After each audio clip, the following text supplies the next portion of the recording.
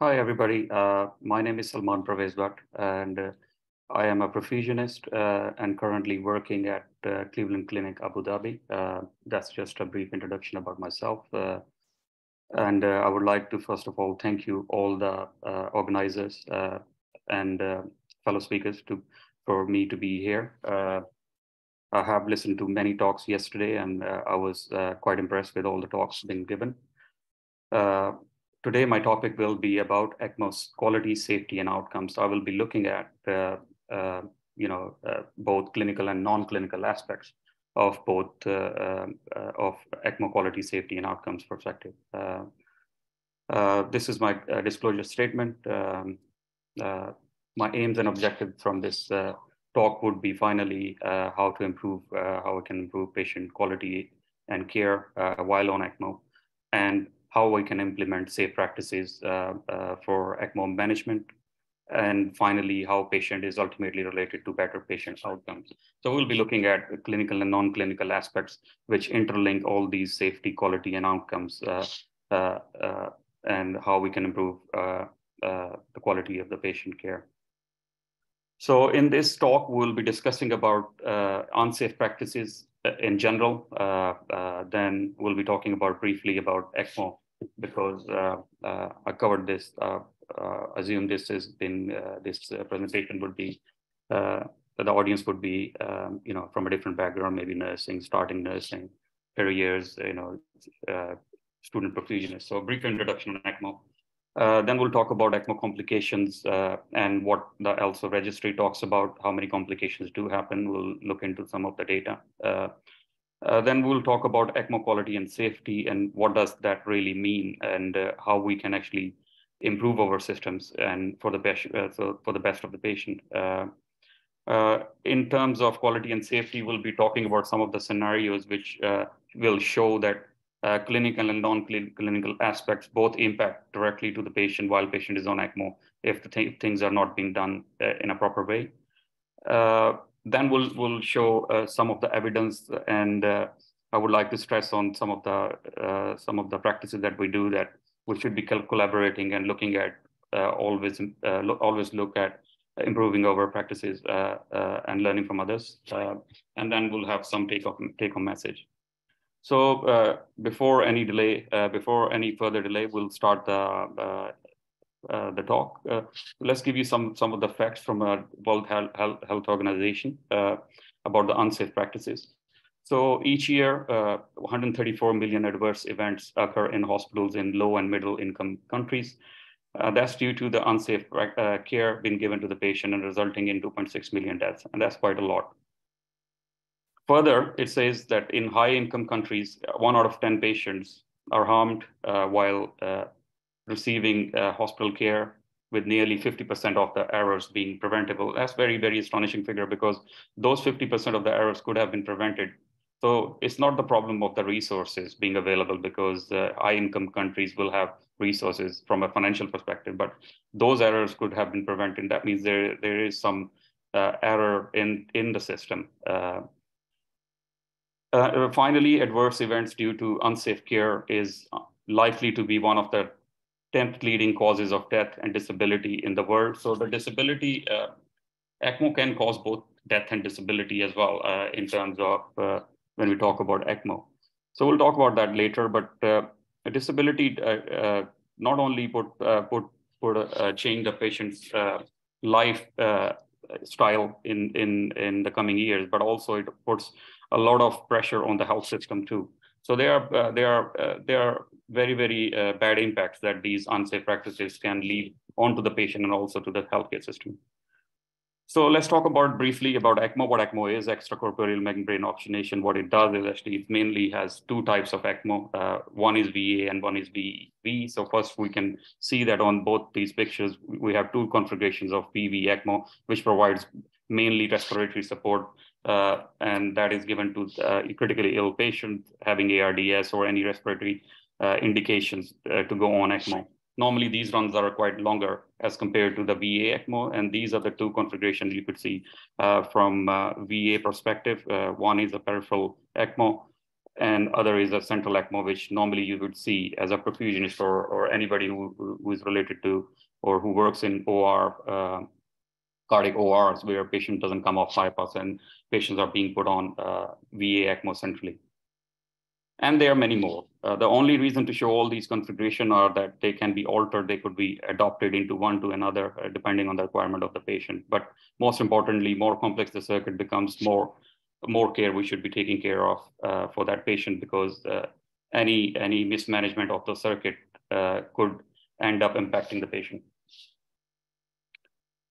So the reason to show you all these systems is not that these are the systems available in the market. We all know there are many systems nowadays available in the market, but just to show the complexity of the circuit and how much can go wrong if somebody is not been expert on on maintaining these circuits or machines or interfaces, and one thing lead to another, other thing lead to another, and it could directly impact the patient.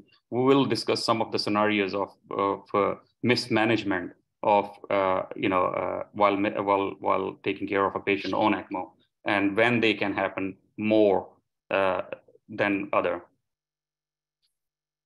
So what does the ELSO registry says between 2017 to 2021? I will highlight a couple of points. One is these are all mechanical complications on a cardiac complication. It's a VA ECMO patient.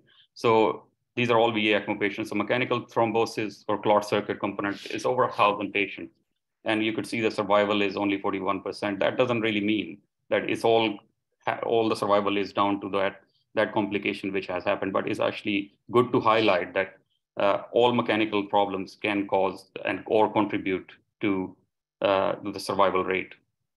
Similarly, if you look at the respiratory side of it, over 5,000 patients, the number of patients are more because VV has better outcomes. That's why you can see more number as compared to VA in the same year, 5 years time. And you could see that the circuit change out are quite high. The reason is not only because there are more complications are happening, but it's just that because these VV patients are they stay on ECMO for longer period of time. So that's why you have more circuit change outs for them. Cannula problems also happen because the duration is quite longer. It could be any cannula problem, it could be miscannulation, it could be wrong vessel, it could be accidental decannulation, it could be anything. The whole point is that these problems can contribute directly to the patient's outcome. So when we talk about ECMO complications, there are two types of complications: circuit complications and the patient complications. So in circuit complication, you could see circuit disruption can happen. Accidental decannulation is a very, very devastating event. If this happens, then the chances becomes very slimmer, and let's hope it doesn't happen. So membrane lung dysfunction happens, and this is a very gradual kind of a process. Most of the time, over the period of time, if the patient is on ECMO for longer period of time, the membrane lung will have some sort of dysfunction chronically, but sometimes you could occur, sometimes you could see that acute membrane dysfunction can happen, and you have to change the circuit suddenly. Air embolism, circuit air embolism can happen, pump failure can happen, and cardiac arrest on ECMO can happen. Similarly, patient complication, that these circuit complications could lead to these problems if not being done properly. Bleeding is a problem, thromboembolism, coagulopathy, infection, limb ischemia, seizure, stroke, and death can also happen because of the ECMO complications. So when we talk about ECMO quality and safety, so this question arises when we talk about ECMO quality and safety. ECMO is not a fashion device. I think it's a very, very complex system. It actually provides very critically ill patients a hope, to survive. So the question is, what do you call a robust ECMO program? So basically, everything goes down to on that program and the basis of that program that the program is built on. These are the main aspects of the ECMO program which should be included in any ECMO program before starting or to maintain high levels. So resources and expertise. Resources and expertise means not only financial resources. It also talks about it should be included, person's expertise from a clinical perspective, from clinician perspective, from nursing perspective. The number of staffing levels should always be adequate. And we'll be seeing some of the examples in the coming slides that how this impact on the patient quality and safety. Similarly, training and education of the staff, we see all the ECMO units are performing regular drills for being prepared for the events to be happened or anything to troubleshoot while running an ECMO or managing an ECMO. Similarly, training and education of the staff is important, but also training and education of the patient and the relatives is also very important. They should be also aware while there are many things we do, like walking the ECMO while walking the patient while the patient is on ECMO. They should know all the complications can happen, and the patient should always be aware about this. Similarly, communication has a bigger part to play, as in any medical practice. ECMO should also have great communication in that program, from starting off an ECMO patient to the discharge level. So when patient is, let's say there's a patient been planned for an ECMO, all the ECMO team should be consulted, and the decision should always be made after being communicated between multidisciplinary staff team meetings, and all the selection criteria have been looked at before putting a patient on ECMO. Sometimes you're not able to do all these meetings just before the patient requires an ECMO, and sometimes you do have to make decisions, without many members being involved. But that happens very rarely, and that is that. And finally, debriefings are one of the things that should always be part of the ECMO program, because there's always one patient. When you have one patient on ECMO, it leaves a lot of experiences for you, and it leaves a lot of learning curves from you. And that should always be discussed to improve the practice or to improve the services for the next coming patient. So it always leaves you a lesson and a message every time. Similarly, policies and procedures and standard operating procedures are very, very important. Everybody should follow their local policies and procedures, and these are the points where error can be stopped. So this is like a failure mode effect analysis of ECMO. So you would have to follow your policies and procedures every single time. Appropriate leadership is a very key component. If you have appropriate leadership and has a vision and who has a drive to keep the quality maintained for that ECMO program from a safety and quality perspective, that is a very, very important factor, and is certainly required and keeps the team together. Sometimes team is demotivated because of the bad outcomes in a row, and then the leadership comes in and obviously motivates the team and move on in the right direction. Roles and responsibilities. Similarly, everybody has their own role to play, and they should always be responsible for their actions while managing the patient on ECMO. And they should be all expert while doing all of these things. This flow circle should show you that there are many people who are involved in this ECMO program. Depending on where the ECMO is happening, if it's happening in the cardiology, there will be a cardiologist involved. If it's happening in the ICU, it will be an intensive, the cardiac surgeon. In the OR, if it's happening in the OR, it will be cardiac surgeon. So everybody plays their part. So let's talk about some of the clinical scenarios. The first scenario we'll talk about, I called it as a capacity scenario. So we'll come back to the picture later. So perfusionist has been called in for an accidental decannulation out of hours. And I can mention that this decannulation was an outflow cannula came out. Patient was awake, and this cannula came out, and it was a very, very drastic event. This service is maintained by ECMO nurses. So the perfusionist has to come from home to look at the scenario. By the time perfusionist arrived, it was all over. And just to mention that later it was looked at. First thing is actually safety. If you look at the picture in the right-hand side, that this patient has VA ECMO been placed in, and it's actually anchored very properly. So safety is the first thing. When you actually initiate an ECMO, always make sure that patients' cannulas are being anchored very properly, and there's less chances of is being pulled out or accidental decannulation. That's one of the things that we could do.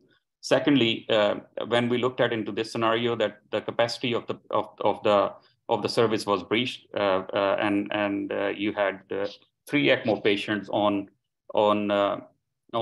that night, and only 2 ECMO nurses were available. So obviously one missed, one went to another, and obviously this incident happened and patient was awake and he pulled the cannula. So capacity has a very important role. So never exceed your capacity. Don't be a hero that we can have 5 patients on ECMO and with a minimal staff level. So staffing level is very, very important, and there has to be a minimum. Communication and speaking up scenario. If you look at the picture in the right-hand side there, you could see there are 2 circles and 2 cannulas being placed into the, there's a VA ECMO, there are VA ECMO cannulas, and also there are 2 distal cannulas, one with the blue and one is green. You could see in smaller circle is blue and the bigger circle is green. So what is that scenario? Let's come back to it later, this picture. So a perfusionist called in for a possible VA ECMO insertion in ICU for an arrested patient. Patient was on an automated oscillator, CPR was being done and was successfully placed on VA ECMO. Distal perfusion cannula was inserted by the physician while physician was aspirating and flushing the line, and perfusionist stopped the physician before he connects this to the main ECMO cannula. So what has really happened here is that when he was aspirating the cannula, the distal perfusion cannula line, and it was perfusionist looked at it, and the blood looked darker to him, and he stopped the physician saying that blood looked venous. It looked like a venous blood. You being aspirating, and the physician insisted, not because of the low flow of the leg, because of the longer time, it would be a bit darker and it will improve. But perfusionist insisted and asked the physician to connect this to a pressure line or do a blood gas from it, just to make sure that whether it's actually is in the venous system or arterial system. Later on, physician listened to the perfusionist, and obviously it was actually a venous cannula, which you can see in a smaller circle in the blue, and then there was a the arterial distal cannula was placed in, which is in the green later. So always speak up, even you would be wrong in some occasions, but always speak up. It could save the patient on the long run. If this blue cannula would have been placed in and left it for a long time, patient could have had limb ischemia and could have had more bad effects on the patient's leg. So speak up. Being vigilant scenarios, there are many occasions when we managing patients on ECMO, and we just have to be vigilant, especially while in an emergency situation when we are actually doing, let's say, a ECPR situation. Everybody is just in a rush, and there is no time for nothing. So what you do is actually, sometimes you put the wrong cannulas into wrong vessels. You can put wrong connections to the wrong cannula.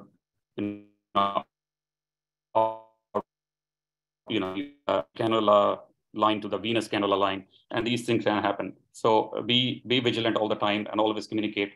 If you look at this picture, it shows you the clear example of wrong cannula being placed into wrong vessel. If you look at this scenario on the right-hand side, is also a being vigilant. I put that down in a being vigilant scenario. If you look at, there's a little bit of repair being done. It's a central ECMO being placed on a patient. So what happened in this scenario is this is a post-cardiotomy patient on a central VA ECMO. It came back to the OR after being transferred to the ICU after 6 hours because of massive bleeding and massive transfusion was happening. So they have brought the patient back to the OR, thinking that the patient is bleeding. And it wasn't the patient, it was actually the cannula, and the cannula was repaired. The patient was critically sick. So that's why this repair was done on the cannula, and it wasn't bleeding. It was a very small needle puncture. So be vigilant. If you look at the policy and procedure scenario, giving you an example of a awake ECMO patient on a VV, went for a CT, regular CT. A CT was performed and patient arrived back to the ICU. After 2 hours, a perfusionist received a call as patient had a respiratory arrest. Patient was, what happened at that time was the patient was left on an oxygen cylinder, not being connected to the main wall settings, and this could happen. So always follow your policies and procedures. In this case, when it was looked at, it was a time of a change of shift, and the staff was the new staff was coming in. The handover was not done properly, and also the checklists were not being signed off. So always follow your policies and procedures. You will avoid a lot of problems. So this video will be related to this similar kind of scenario. So I thought it would be interesting to put that video on.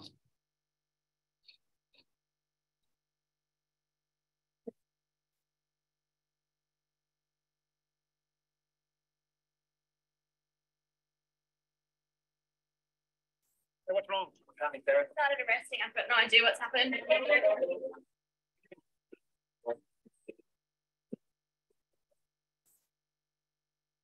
Got an oxidation problem. The return line's black. Okay, so it's a gas supply or oxidator failure.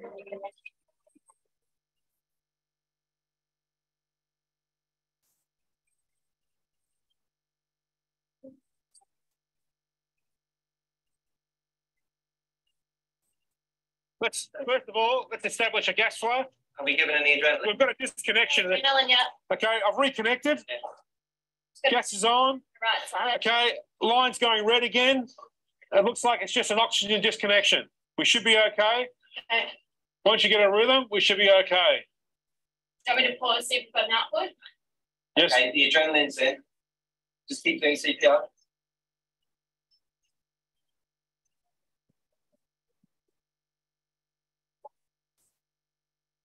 Wait, the end title's coming up. It looks like we've got an output. Do you want me to pause? Just stop. Okay, we've got end title CO2. It looks like she's got return spontaneous circulation. Must have been a hypoxic arrest.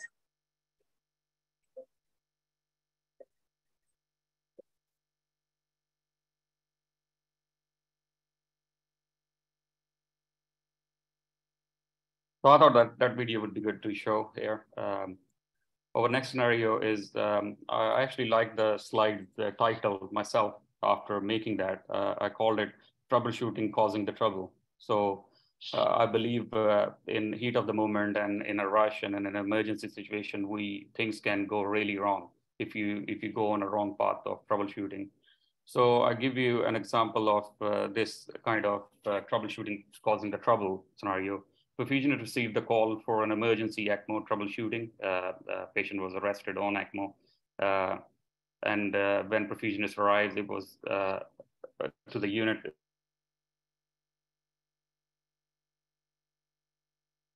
Given to the physicians. Old circuit was being hand cranked by the nurses. So it was said when there was no flow observed and was seen on the ECMO machine is just only RPMs could be seen. So there was no flow at the time, and it was thought that this patient had an acute oxygenator failure or thrombosis. That's why there was no flow, but the RPMs were given. First of the question arises to the mind is that if this was done because of the acute ECMO oxygenator failure or blockage, then why would you be hand cranking, and how you could hand crank that oxy? And secondly, when it was looked at, there was not actually anything in that old oxygenator while perfusionist observed it. Later on, when it was looked into the history of the alarms, it was found out that it was actually a pump disengagement has happened at the time while they were putting the patient into the chair doing a mobility session.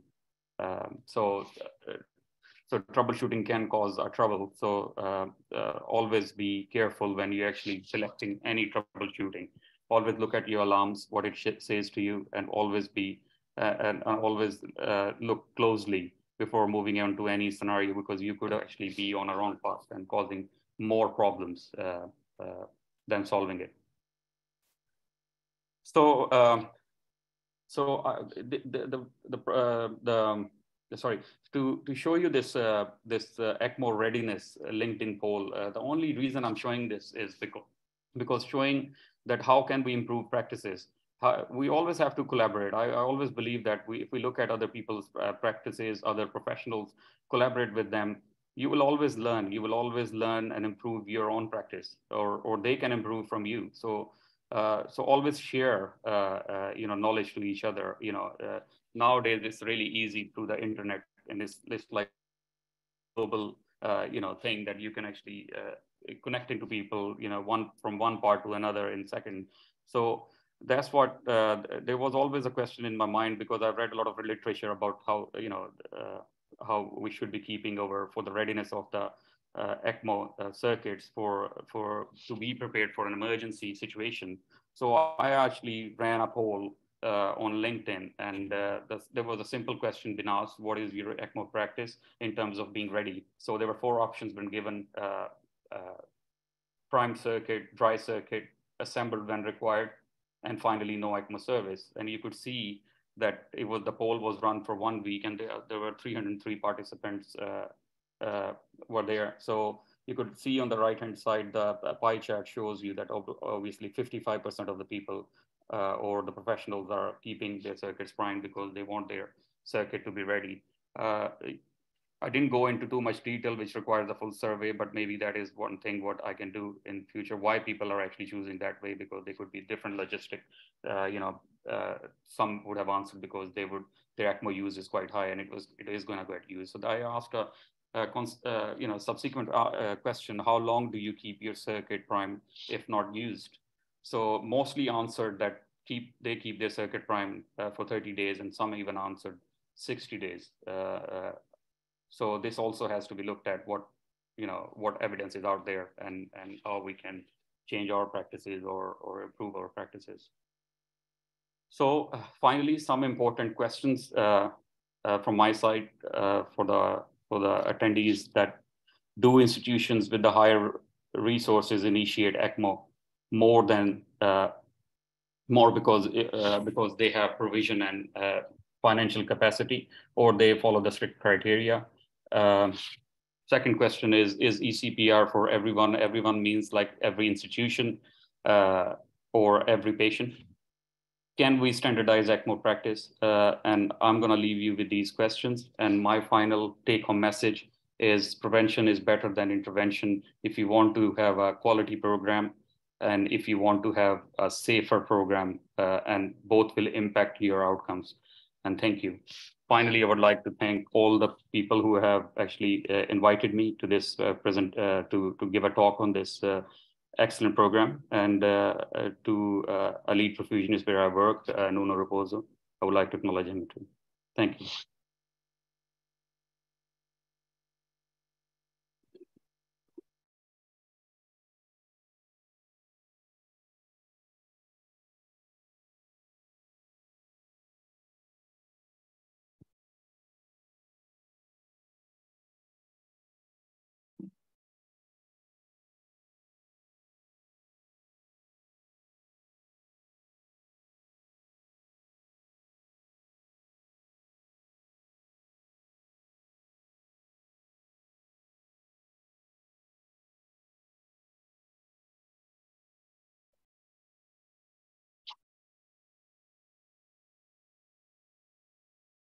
I think there are no more questions. There are no questions. So I think thank you, everyone.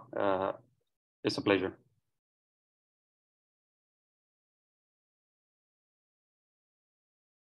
Sure. Any question, you can forward it to me. Thank you. Via Sherry. Thank you.